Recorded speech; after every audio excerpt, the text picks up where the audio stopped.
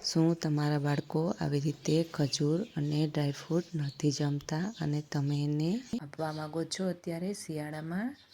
તો તમે આવી રીતે તમારા બાળકોને એક વખત બનાવી અને જરૂર આપો. બાળકો તો શું, મોટા પણ બધા માંગી અને ખજૂર અને સૂકા મેવાની આ વાનગી જરૂર જમશે, મારી ગેરંટી છે. તો ચાલો હવે જાણીએ કે આ વાનગી કેવી રીતે બનાવવી. હર હર મહાદેવ. કેમ છો બધા? મજામાં ને? આપણો 1 કિલો ખજૂર, જેમાંથી મેં ઠળિયા કાઢી લીધા છે અને ખજૂર એકદમ પોચો આવે છે, જે આપણે ચટણી બનાવવા માટે ઉપયોગ કરીએ છીએ, તે જ ખજૂર મેં લીધો છે. અને સાથે ડેકોરેટ કરવા માટે મેં કોપરાનું છીણ લીધું છે. સાથે આવી રીતે કાજુ, બદામ અને પિસ્તાને મિક્સરમાં અધકચરા વાટી અને લઈ લીધા છે. સાથે થોડુંક આવી રીતે 1 મોટી ચમચી જેટલું ઘી લઈ લીધું છે. હવે આપણે ઘીને ગરમ કરવા માટે રાખીશું. ઘી ગરમ થઈ જાય એટલે આપણે તરત જ આમાં આપણો ઠળિયા કાઢેલો જે ખજૂર છે તે આપણે આમાં ઉમેરી દેવાનો છે. અને આ એકદમ સોફ્ટ ન થઈ જાય ત્યાં સુધી આપણે આને સાંતળશું. અને સોફ્ટ થતાં જરાય વાર નથી લાગતી. આ પોચો હોય છે એટલે એકદમ તરત જ તૈયાર થઈ જાય છે. તો હવે આપણે આને હલાવતા રહીશું. અને જો તમારી પાસે નોનસ્ટિક પેન હોય તો તમારે તેમાં જ ગરમ કરવા માટે રાખવાનો, એટલે નીચે ચોંટે નહીં. તો હવે આપણે હલાવતા 4-5 મિનિટ જેવું થઈ રહ્યું છે. તો તમે જોઈ શકો છો કે આપણો ખજૂર પણ એકદમ સરસ સોફ્ટ થવા લાગ્યો છે. તો હવે આપણે અત્યારે આ જ સમયે ગેસની ફ્લેમ બંધ કરી દઈશું. અને તમે જોઈ શકો છો કે પેનમાં ઘી પણ જરાય નથી દેખાઈ રહ્યું. બધું ઘી આપણું ખજૂરે એક્સેપ્ટ કરી લીધું છે. અને હવે આપણે આને કોઈ પણ બીજા વાસણમાં કાઢી લેશું. તો હવે આપણે આવી રીતે બધા ખજૂરને આમાં કાઢી લેવાનો છે. અને આપણે આને ફેલાવી દેશું, જેથી તે તરત જ ઠંડો થઈ જાય. અને હવે આપણે જે પીસેલા ડ્રાયફ્રૂટ હતા તે આપણે આમાં ઉમેરી દેવાના છે. અને ખજૂર એકદમ મીઠો છે એટલે આપણે ડ્રાયફ્રૂટના ભાગની ખાંડ નથી ઉમેરવાની. તમે જો ડ્રાયફ્રૂટનું પ્રમાણ થોડુંક વધાર્યું હોય તો તમે આમાં દળેલી ખાંડ ઉમેરી શકો છો. તો હવે આપણે આને એકદમ સરસ મિક્સ કરી લેવાનું છે.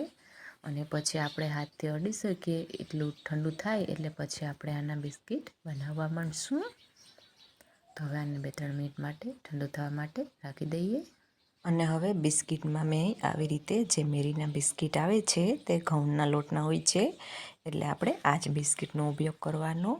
અને હવે આપણો ખજૂર પણ ઠંડો થઈ ગયો છે થોડોક. તો હવે આપણે એક નાની એવી લોઈ લઈ લઈએ ખજૂરની.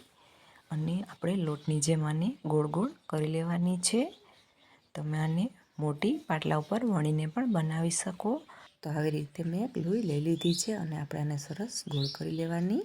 અને હવે આપણે આવી રીતે દબાવી અને બિસ્કિટના માપની બનાવી લેશું.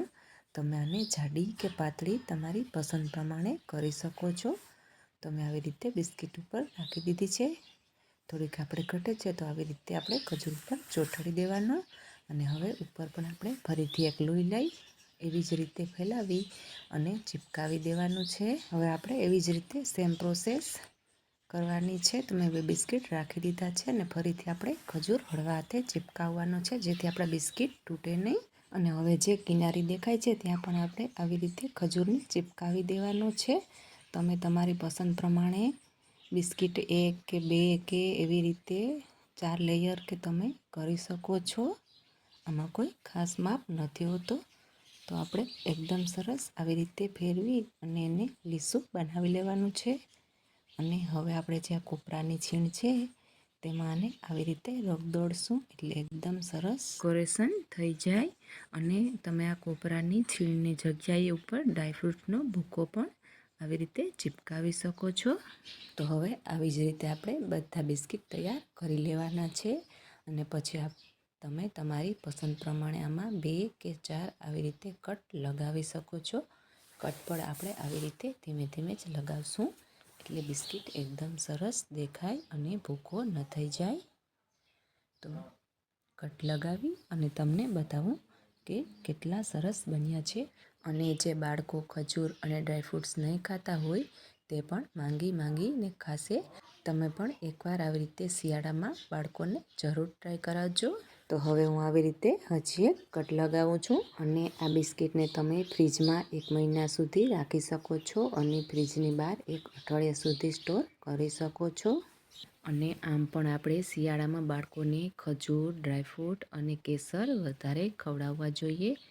તો હવે આવી જ રીતે મેં બધાને તૈયાર કરી લીધા છે અને તમે જોઈ શકો છો કે આવી રીતે મેં એક બિસ્કિટ ઉપર પણ આવી રીતે લેયર બનાવી અને તૈયાર કરી લીધું છે. તમે આવી રીતે પણ આને બનાવી શકો છો. અને જો તમને મારી આ રેસીપી પસંદ આવે તો મારી ચેનલને લાઈક કરો, સબસ્ક્રાઈબ કરો અને બાજુમાં રહેલું બેલ આઇકોન દબાવો, જેથી આવી જ અવનવી રેસીપીની નોટિફિકેશન તરત જ મળતી રહે. તો ફરી મળીએ એક આવી જ નવી રેસીપી સાથે. ત્યાં સુધી આવજો અને સબસ્ક્રાઈબ કરવાનું ભૂલશો નહીં. પ્લીઝ સપોર્ટ જરૂર કરજો.